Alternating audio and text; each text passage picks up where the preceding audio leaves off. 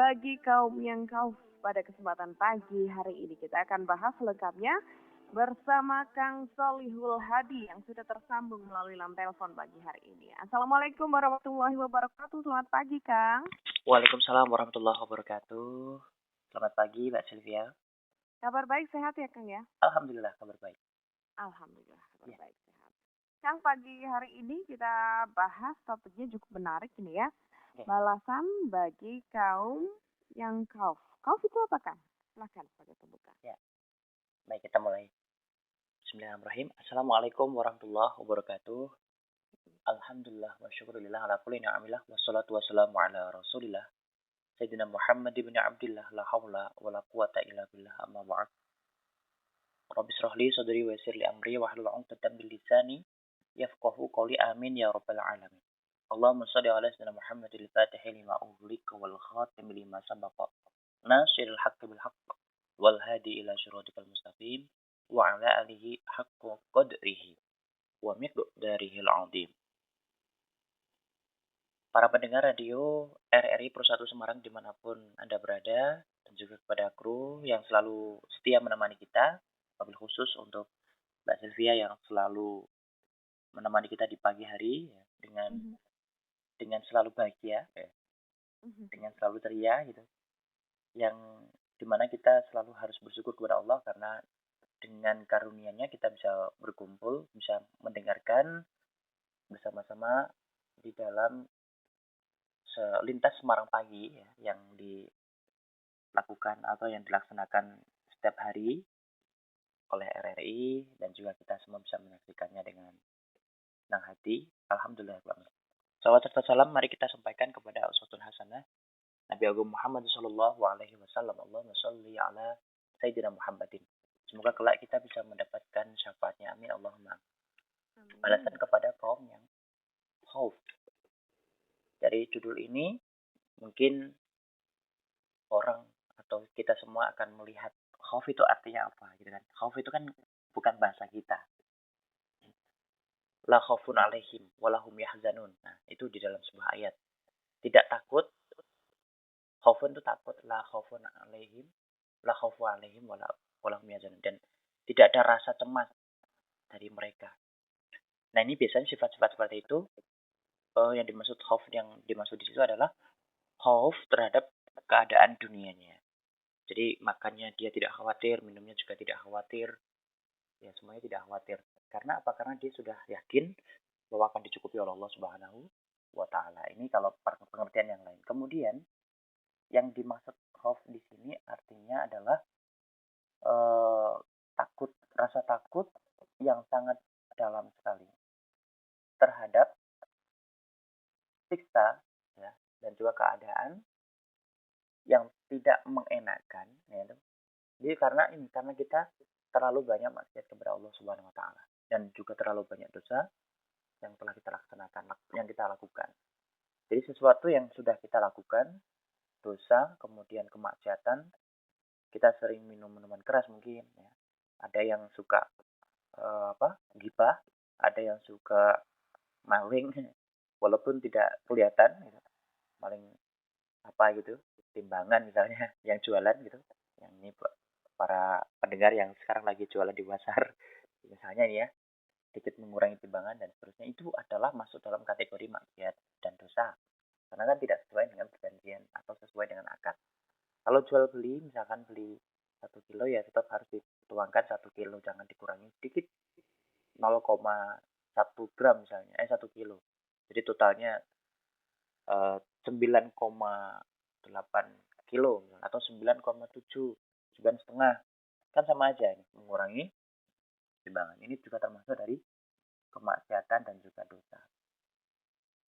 Meskipun demikian, ya, perasaan khauf ini juga bisa timbul karena dia lemah, ya. Jadi lemah terhadap hal-hal yang ditakuti. Misalnya ada pengertian takut lagi kepada alam gaib. Ya, alam gaib itu takut dia. Kalau malam hari gelap, wedine ra umum, takut sekali. Jadi kalau melaksanakan sholat takut, nggak jadi melaksanakan sholat tahajud karena takut terhadap yang menakut-nakuti nanti, wah khawatir ini kan nanti kalau ada yang nakut-nakuti dan sebagainya. Nah, namun ini dari salah satu tokoh ya, Syekh Mana Al-Qutan yang juga menulis sebuah kitab kitab tafsir, bukan tafsir apa namanya, buku ilmu ulumul Quran. Nah, makanya ini di dalam buku ulumul Qurannya beliau menyampaikan bahwa khauf ini sesuatu yang sangat wajar karena memang sangat mendukung ya kualitas agama seseorang. Jadi semakin dia khauf kepada Allah, maka dia semakin taat kepada Allah. Semakin taat, semakin rajin beribadah kepada Allah.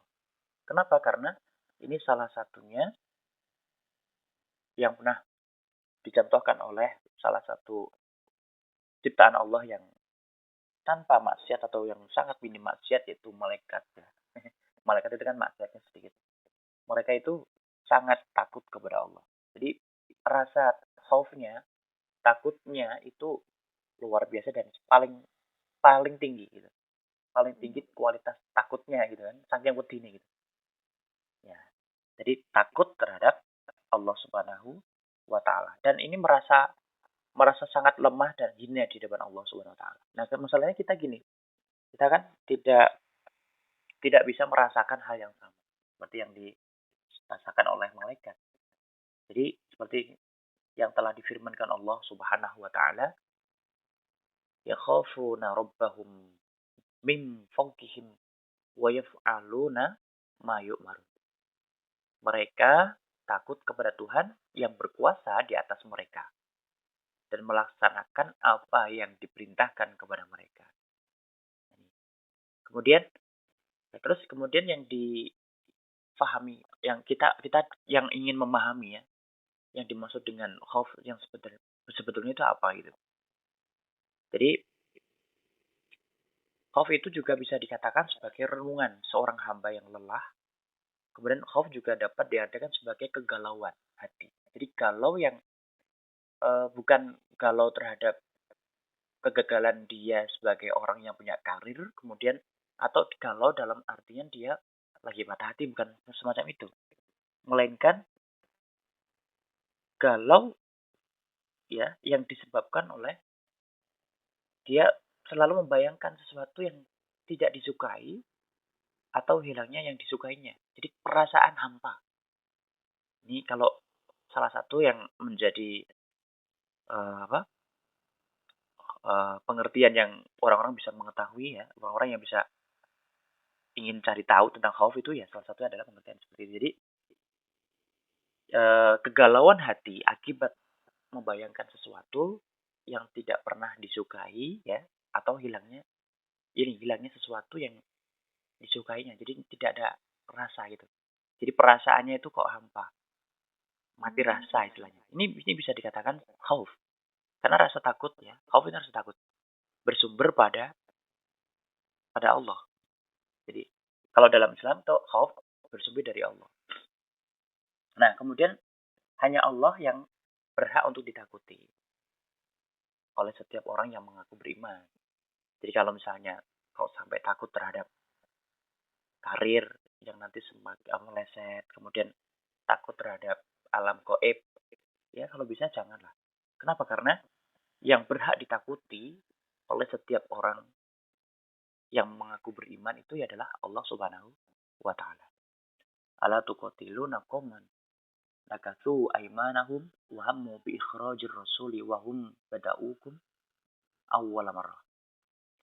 Atakhshawnahum fallahu ahaqqun an takhshawhu in kuntum mu'minin. Mengapa kamu tidak memerangi orang yang melanggar sumpah janjinya dan telah merencanakan untuk mengusir Rasul, dan mereka yang pertama kali memerangi kamu? Ya ini kan pertanyaan, apakah kamu takut kepada mereka? Kepada Allah lah yang lebih berhak untuk kamu takuti jika kamu orang-orang yang beriman. Jadi tidak usah mikirkan urusan dunia, galau terhadap urusan dunianya, karirnya, kemudian usahanya, pekerjaannya tidak sesuai dengan target kita. Kita jadi galau. Nah, kita lupakanlah, nggak usah galau lah. Kenapa? Karena kegalauan hati akibat membayangkan sesuatu yang tidak disukai ataupun hilangnya sesuatu yang disukainya, ini hanya akan menyiksa hati kita. Mengapa? Karena sebetulnya kalau kita ingin kangen atau ingin bertemu dengan Allah, takarub kepada Allah, ya udah, lupakan, tanggalkan urusan dunia, tapi fokuskan kepada memikirkan Allah Subhanahu wa taala. Tapi jangan mati rasa. Mati rasa itu kemudian lemah, tidak mau melaksanakan, tidak mau melakukan kegiatan. Gitu loh. Jadi gara-gara inilah. Kemudian ada juga yang salah satu yang tokoh yang mungkin kita bisa menjadikan contoh bagi kita ini adalah seperti contoh Rabi'ah Al-Adawiyah. Beliau ini seorang sufi yang banyak menangis ya dan juga bersedih. Jadi dia suka menangis dan bersedih. Jika mendengarkan ini, ada neraka, kemudian ada siksa, alam barzah itu nikmatnya indah. Kalau misalkan amal ibadahnya bagus, penuh, banyak, maka dia akan ditempatkan di tempat yang terindah. Tetapi kalau misalnya banyak maksiatnya, nanti akan disiksa oleh Allah Subhanahu wa taala di sana lewat malaikat mungkar dan nakir. Nah, ini dia nanti akan merasa takut dan bersedih. Nah, sampai bahkan itu beliau Rabi'ah Adawiyah ini sampai jatuh pingsan dalam waktu yang cukup lama. Ini karena apa? Karena saking takutnya mendengarkan itu. Nah, kemudian khauf, ya rahasia dari khauf itu terletak pada keyakinan setiap insan bahwa setiap penyakit, penyakit atau bala selain yang ada di neraka adalah perkara mudah. Dan setiap bencana selain kejauhan dari Allah adalah perkara yang gampang. Nah, gitu loh. Jadi khauf yang sebenarnya adalah dia hanya takut kepada Allah, takut kepada siksanya Allah, nerakanya Allah. Tetapi kalau urusan dunia itu sama sekali tidak tahzan atau tidak sedih gitu. Makanya ketika Rasulullah bersama dengan Abu Bakar As-Siddiq, ketika Abu Bakar As-Siddiq itu menemani Rasul untuk hijrah ke Madinah pada saat itu, ketika peristiwa dikejarnya beliau oleh kafir Quraisy, beliau itu berduaan gitu loh di Gua Sur itu sambil ngumpet. Sementara Abu Bakar As-Siddiq itu nangis gitu kan, sedih gitu kan, khawatir ada sesuatu. Rasulullah menyampaikan kepada beliau, "Hei, kenapa kamu nangis? La tahzan, gak usah sedih lah. La takhaf, jangan takut. Innallaha ma'ana. Allah bersama kita. Jadi gak usah khawatir, tenang aja gitu." Dan khaufnya itu dihabiskan kepada Allah. Takut kalau kita sebagai hamba yang kurang ibadah kepada Allah. Takut kalau kita itu kurang kegiatan yang bermanfaat gitu. Bukan karena ini, bukan karena takut karena kita dikejar-kejar utang, takut karena kita dikejar oleh deadline pekerjaan, bukan itu. Tapi takutnya memang karena ya takut dengan mendengarkan kisah-kisah yang sedih, kisah neraka dan seterusnya, karena kita sendiri mungkin amal ibadahnya masih kurang banyak. Di situ aja. Tapi kalau urusan dunianya ya tidak usah takut lah. Tidak usah sampai punya masalah. Kemudian jangan sampai menghabiskan waktu ibadah kita. Karena takut tadi. Wes kadung wedi, akhirnya bahwa ibadahnya menjadi kedadaran. Kan begitu. Dan seterusnya. Makanya kesimpulannya di sini adalah kalau kita ingin menjadi hamba Allah yang khusus, yang dekat dengannya, atau yang paling qarib, maka kita harus tanamkan perasaan khauf kita kepadanya. Ya, makanya orang takwa itu kan menjauhi semua larangannya, menjalankan semua perintahnya. Dan itu adalah salah satu manifestasi daripada khauf kepada Allah Subhanahu wa taala. Namun bukan urusan dunia, namun bukan urusan kehidupan dunia yang di luar ketentuan agama. Jadi kita di dunia itu justru dengan khaufnya kepada Allah, maka yang beraninya kita itu justru nanti akan kepada yang lainnya. Jadi untuk kegiatan-kegiatan yang bersifat sosial, maupun yang bersifat duniawi. Mungkin itu dulu. Ya. Oke, baik.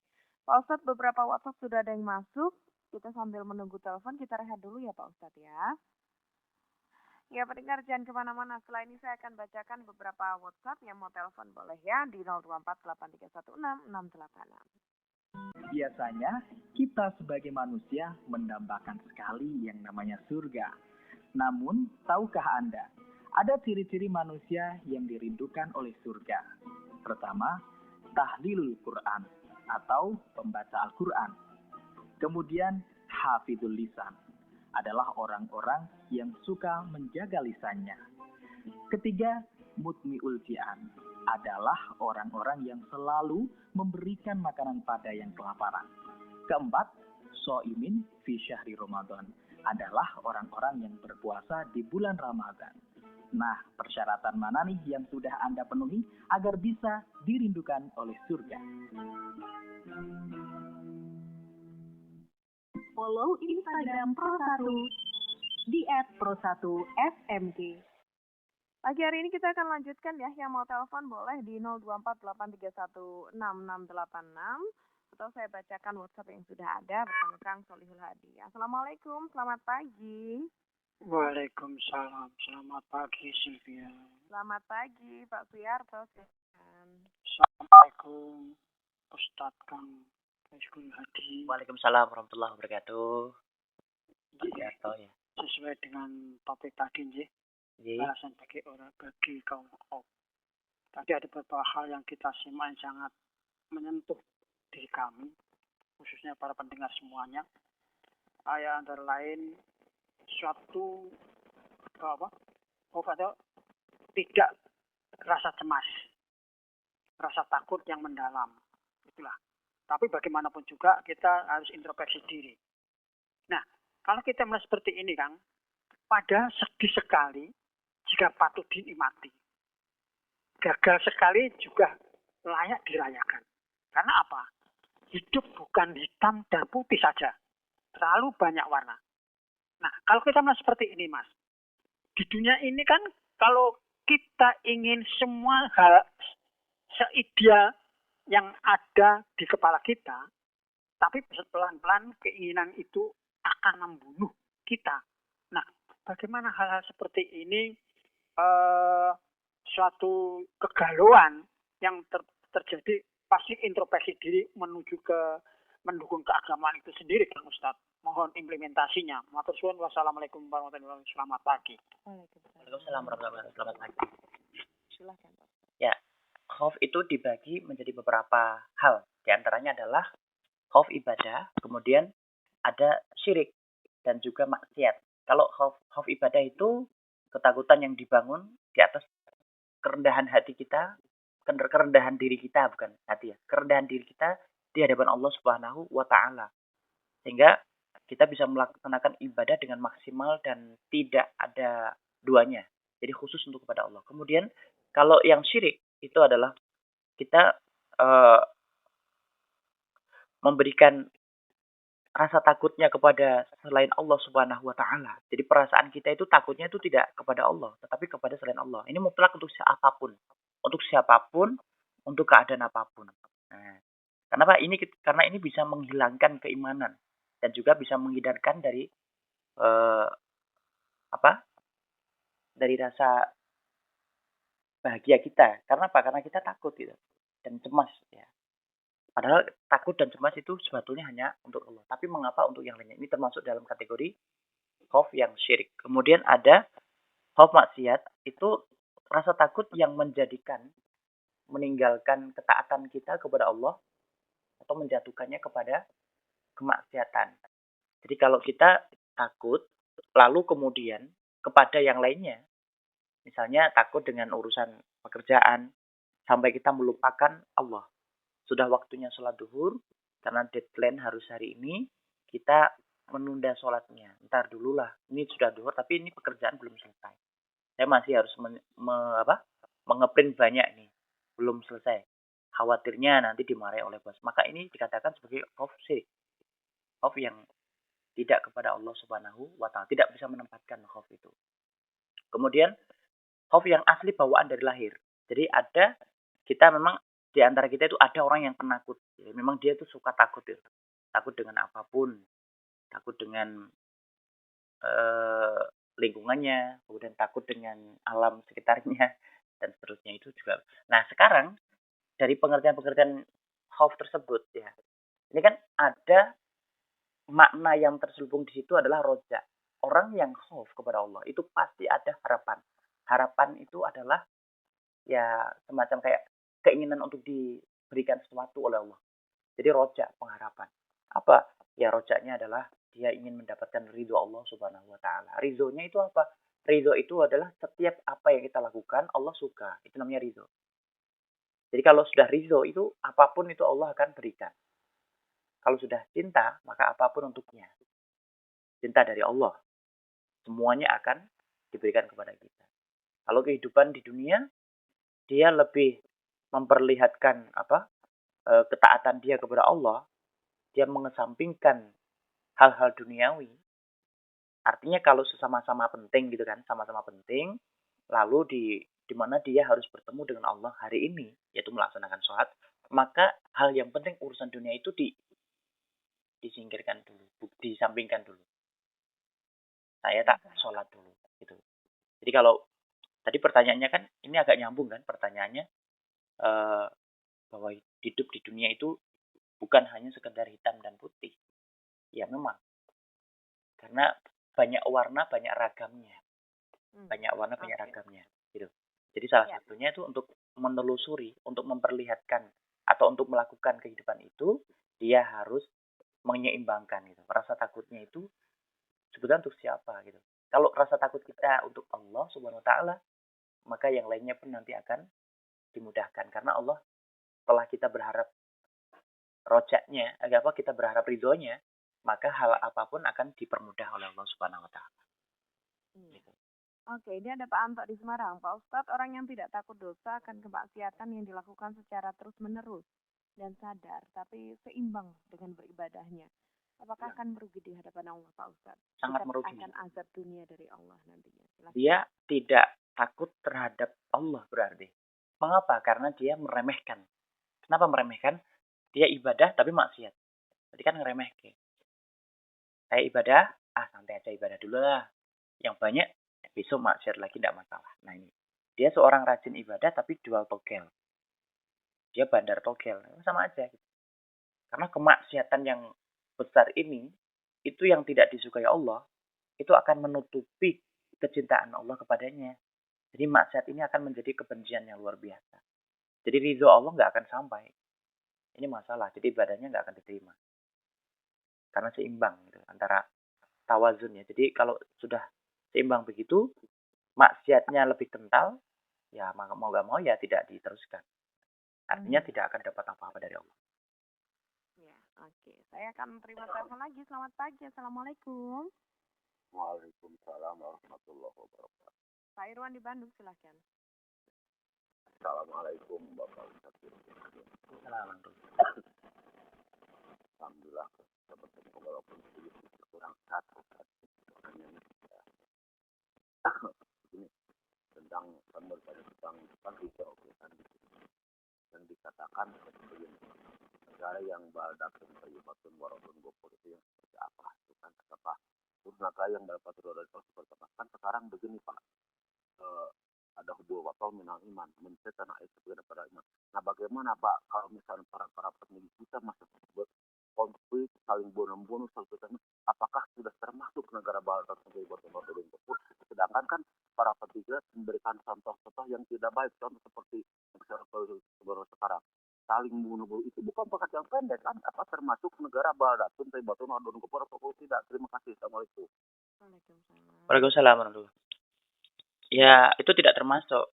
Karena masih belum ada ketentraman. Jadi, kalau kita mengikuti apa yang disampaikan oleh Rasulullah, apa yang dilakukan oleh Rasulullah SAW, bahwa kemerdekaan itu adalah mewujudkan ya sebuah bangsa negara yang makmur ya, baldatun thayyibatun warabbun ghafur.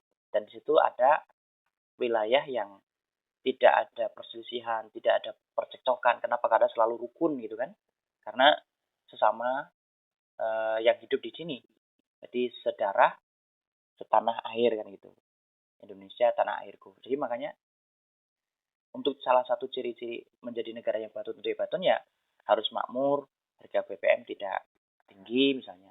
Atau seperti apa yang pokoknya masyarakat dari kalangan menengah bawah, yang bawah itu merasa diayomi, merasa dicukupi oleh pemerintah. Ini berarti sudah dikategorikan sebagai negara makmur. Tetapi di balik itu semua ternyata konflik masih merajalela. Di sini masih tembak-tembakan, masih bunuh-membunuh, masih saling menjatuhkan. Apalagi ini mendekati tahun 2024. Ini kan pasti nanti akan ada perselisihan, percekcokan, kemudian perpecahan ya. Sahabat jadi musuh, serumah aja beda gitu kan. Kakak adik juga beda.